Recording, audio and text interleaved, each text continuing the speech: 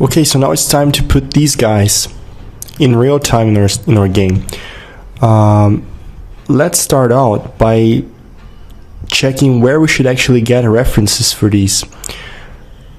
So we need to instantiate them when the apple hits something. So of course we need the references for these guys in the apple script. So I'm going to open up the apple script here, and I'm going to have references for two game objects. So public game object. One is the wood particle, and the other is the leaves particle. Okay, so for the wood particle, where do we actually need to instantiate the wood particle? We need to instantiate the wood particle whenever we hit one of the wood particles, and this is actually inside this else statement. As you can see, we are destroying one of the wood planks, so we can easily instantiate one of these particles at the position of one of these wood planks, and we'll get the fact we're looking for. So I'm going to instantiate, and I want to instantiate the wood particles where? At collider.gameObject.transform.position. And what is the rotation? I want to rotate it. I want the zero rotation for this guy. So I just pass in quaternion dot identity. So the identity rotation is just, it means no rotation, right? So this is just a static variable that holds this value.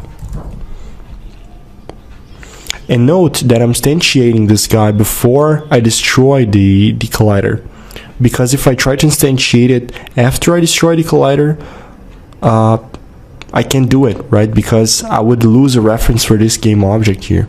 So make sure you're instantiating the particle first, and then you're destroying the collider. So when I go back to Unity here, and inside the Apple script, I need to attach these two guys here, and on the prefabs folder there's the leaves particle. I'm gonna put it here, and there's the wood particle. I'm gonna put it here, and if I hit play, let's see if it works. It looks like it does, but there's a problem. As you can see, the position of these wood planks, it's always top left, but we want to get the particles on the center of these wood planks. So we actually have to sum half of the x size, and we have to subtract half of the y size, right? So we need to get the sprite renderer component of the wooden plank we're trying to destroy to get its size, and then sum this up to the particle's position. So right here in MonoDevelop, first of all, I'm gonna have these references to the sprite renderer. So I'm gonna call it renderer, and this is going to be collider.gameObject, which in this case would be the wood plank dot get component. So we're getting a component from that wood plank, and the component is sprite renderer. There we go. Okay, so I'm just gonna put this position inside a local variable so you don't have to access over and over again. As you can see, it's pretty big to write this, so I'm gonna put it inside a variable. So wooden plank position is going to be equal to collider.gameObject.transform.position. Phew, and this is all that goes inside this local variable. It's just for shortening, right? So instead of writing all of this, we're gonna write just this not too little but not too big name. So now we want to define the particle instantiation point, which will be a new vector. And as you can see, we have to grab the x component of the position, but we need to sum it up to half of the size of this sprite. So wooden plank position.x plus renderer.bounds.extends, which is half the size, .x. And we need to do pretty much the same thing with y, but instead of summing up half of the size in y, we need to subtract it, because the y component is positive if we go upwards, but we're going downwards.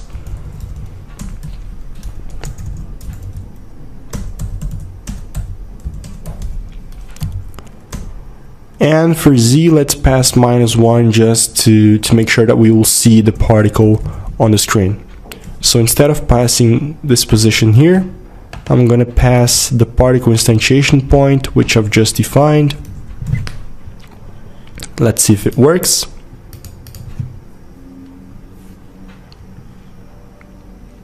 And it looks like it does.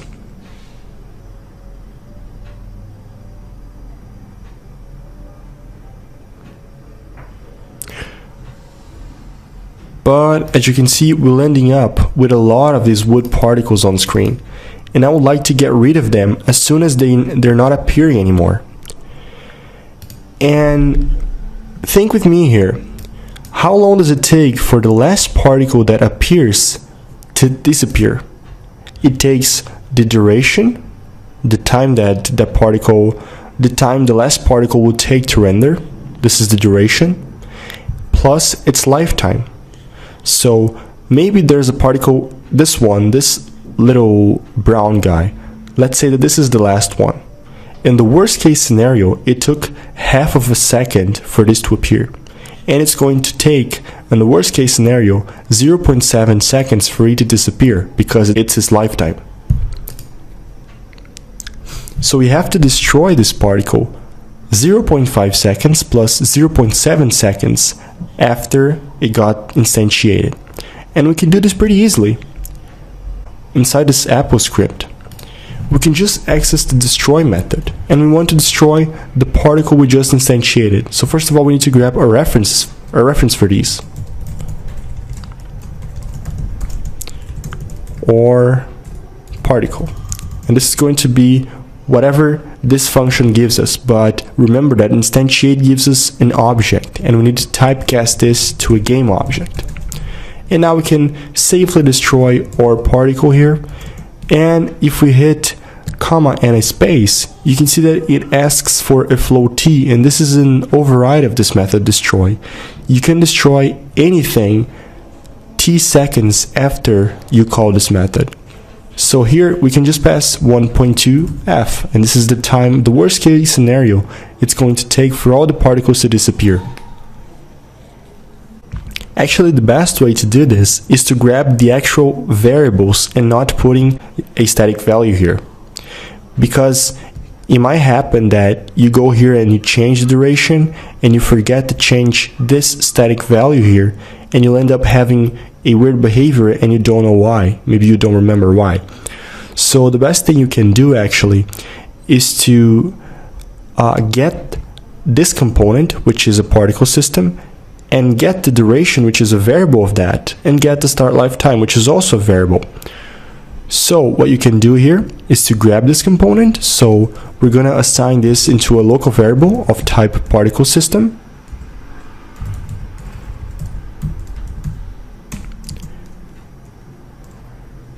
I'm going to call it particle system with a non-capitalized p. And this is going to be equal to our particle, which is the game object that actually contains this component, dot get component, and the component we're looking for is particle system. And here, instead of passing in this static value 1.2, we're going to pass particle system dot start lifetime, oops, plus particle system dot duration. And as you can see, these variables, they're actually not read-only. You can write to them, so you can edit your particles in real time. And now if you go back to Unity, oops, there's a particle in my scene. I'm gonna remove this wood particle here. Right click, delete, hit play, and once I hit one of these wooden planks, okay, there's a particle here. Let's just double click on it to focus, and let's keep this item selected, see if it's going to disappear after all the particles disappear as well. And as you can see, it does, because I had this particle selected and now it's gone. So it's working. Okay, so one particle is done. Now we need to place the leaves particle, And if you notice, the leaves particle will never appear twice in the scene. There are cases that the wooden plank will appear twice, in case if we hit 2 wooden blocks at the same time. Let's see if we can do this.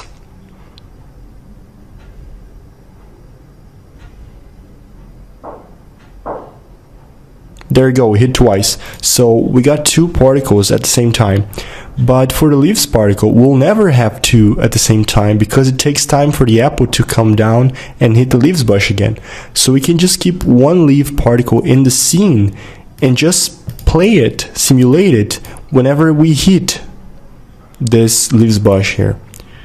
Okay, so if you pay attention, if I just leave this one in my scene, when I hit play, it plays, and I don't want that. This is because we have this play on awake option selected. So if you deselect that, and if you hit play, it doesn't play automatically again. It's going to wait for my signal to play. I'm just going to apply these changes to my prefab.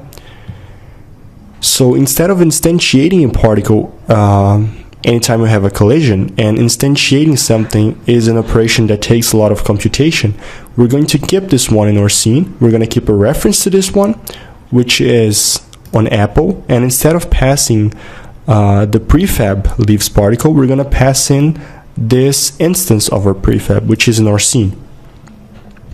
And we're going just to change its position and play it. Very simple. So here in MonoDevelop, let's see where we actually hit a platform, and here it is.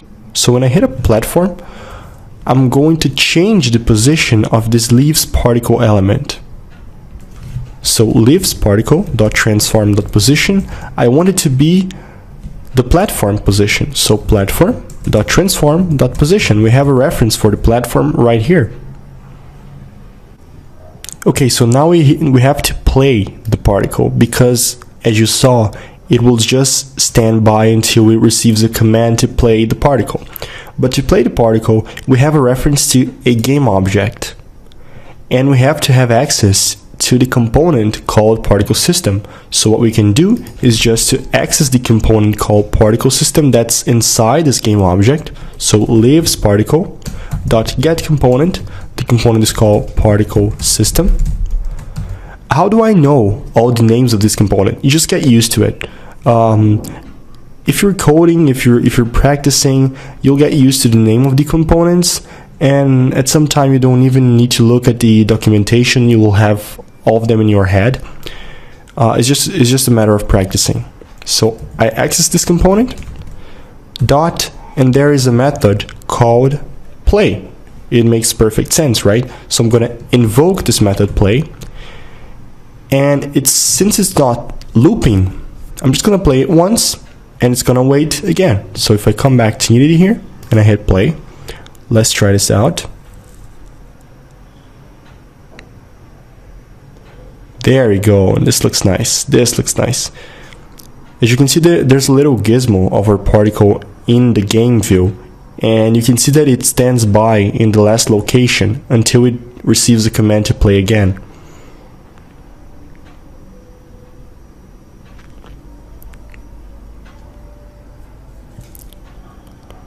Alright, so this part is done. We have particles in our game. It's time to move up, maybe creating some menus, maybe creating some sounds. You'll see in the next lecture.